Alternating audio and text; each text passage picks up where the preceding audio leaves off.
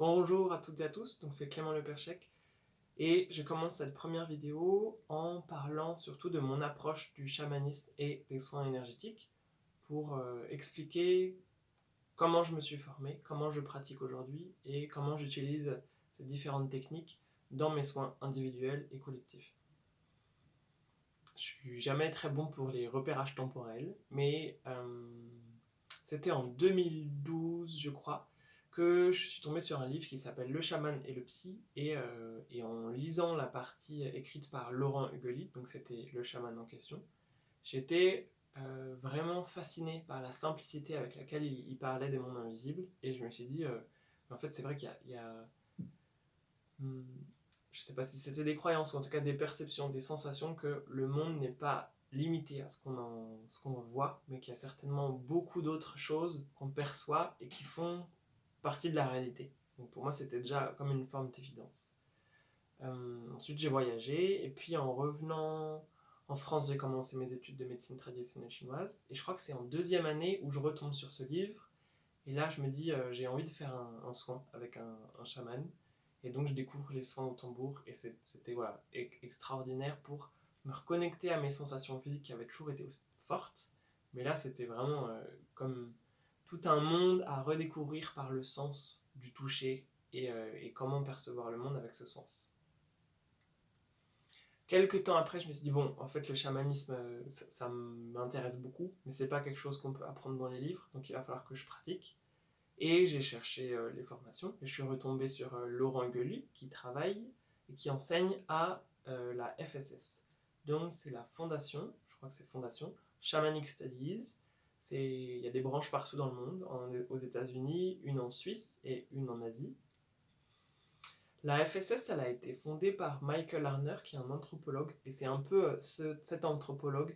Sa grande spécificité, c'était que pour la première fois, il allait rentrer dans les processus, dans l'étude des peuples primaires et du chamanisme, et au lieu d'observer les cérémonies et d'un point de vue extérieur, ça a été l'un des premiers à prendre les médecines pour les vivre de l'intérieur. En fait, il s'est passionné pour le chamanisme, et ensuite il a créé la fondation Shamanic Studies, et c'est un peu le premier occidental qui a simplifié ou extrait la tradition de l'approche du chamanisme. Donc là, le mot chamanisme, c'est encore très large, mais il y a différentes branches. Il y en a qui vont utiliser beaucoup le tambour, donc ça c'est plutôt les mouvements en Mongolie. Et puis en Amérique latine, c'est beaucoup le travail avec les plantes, l'ayahuasca, ce genre de plantes, médecine, qui sont très puissantes. Et en Amérique du Nord, ils avaient plutôt les huttes de sudation. Alors tout se mélange, je fais des gros raccourcis, mais en tout cas, c'était un peu différentes approches.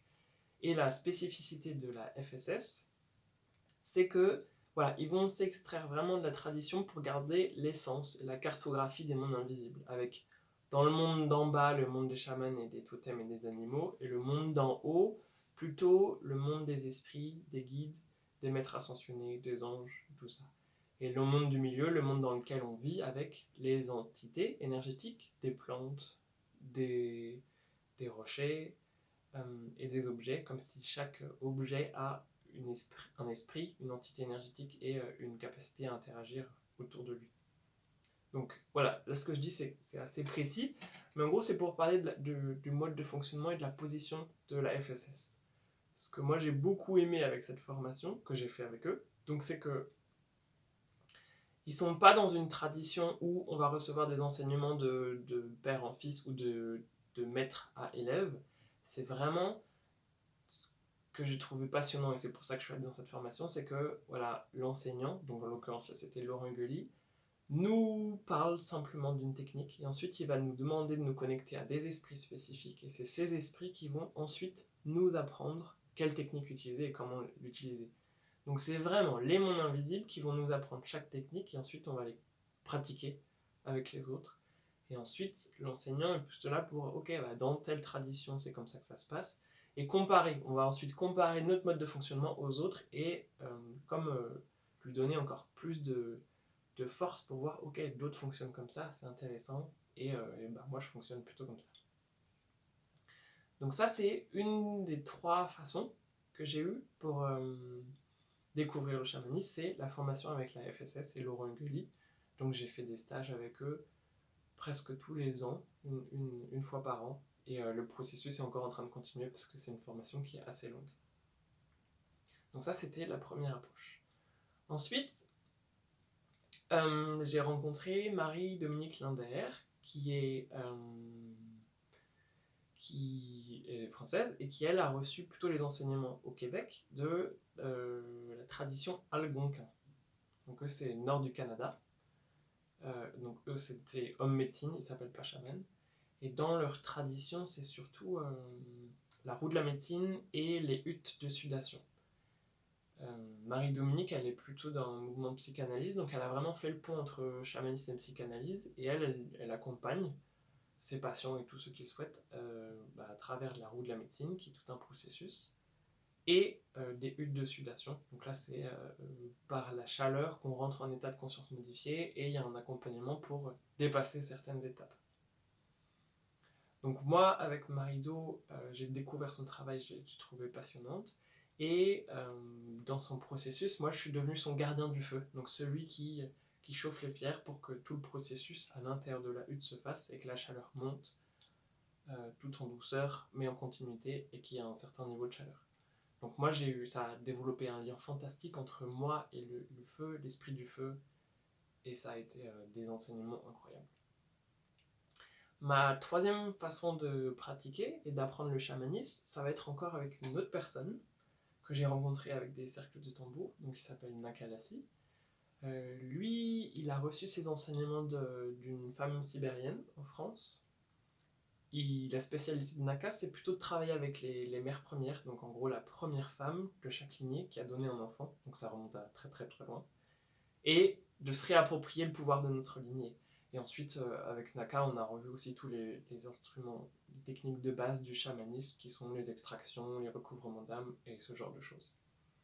Ce que j'ai beaucoup aimé avec Naka, c'est qu'il y avait aussi la même façon de travailler qui est un peu de la FSS, c'est Naka ne veut pas nous donner des informations qu'on doit appliquer à la lettre, c'est plutôt, il nous aide à faire le lien avec nos propres esprits, nos propres guides, et c'est ensuite nos esprits, nos guides qui nous expliquent leur mode de fonctionnement, et ensuite, voilà, on s'approprie ces techniques, on va les pratiquer de plus en plus, et vraiment, c'est les mondes invisibles qui nous enseignent, et Naka nous renforce ce lien avec une présence par rapport au groupe, et renforce ce lien et nous donne des outils vraiment fantastiques pour qu'on puisse faire le travail à notre propre façon. Voilà, donc ma façon de pratiquer le chamanisme, on peut dire que c'est du néo-chamanisme parce que moi j'ai pas reçu d'enseignement dans la tradition. J'ai reçu des enseignements, des gens qui sont blancs, qui sont imprégnés de notre culture, mais qui sont tout à fait capables, comme un chaman traditionnel, de faire le pont avec les mondes invisibles. Et voilà, ils m'ont transmis cette connaissance et cette capacité à faire le pont aussi avec les mondes invisibles, à me connecter à mes propres guides, mes propres totems, mes propres alliés, et à faire mon propre parcours dans les mondes invisibles et ensuite à accompagner les autres. Donc ça, c'était plutôt pour ma découverte de cette technique, comment j'ai appris tout ça. Et ensuite, petit à petit dans ma pratique, donc moi au début j'étais praticien en médecine chinoise, c'était impossible, enfin en tout cas j'avais pas envie de ramener mon tambour et mes hochets parce que c'était un peu trop folklorique et un peu trop décalé avec ce que je faisais. Mais petit à petit, je me suis rendu compte que moi j'avais pas besoin d'outils tels que le tambour, que je pouvais rentrer en état de conscience modifié assez rapidement, sans outils, et qu'en fait mes perceptions elles étaient déjà suffisamment ouvertes pour être connectées aux patients et faire des soins énergétiques tels que des nettoyages de lignées, des nettoyages d'entités, tous les nettoyages énergétiques de base. Et donc c'est pour ça que pendant un temps j'ai parlé de soins énergétiques, qui pour moi ont toujours été inspirés par le chamanisme, parce que c'est comme ça que j'ai appris. Mais c'était pour moi simplement une façon de travailler avec les mondes invisibles, de faire tous les nettoyages possibles, de renforcer en rapportant de l'énergie. Et voilà, donc pendant 2 à 3 ans, c'est par les soins énergétiques que j'ai pratiqué le chamanisme. Ensuite, j'ai découvert le Theta Healing, et donc là, il y a une autre vidéo qui arrive pour en parler plus, pour voilà, comment je suis passé des soins d'orientation et très imprégné de chamanisme à plus des pratiques de médium. Si ça vous intéresse, n'hésitez pas à regarder la prochaine vidéo. À bientôt!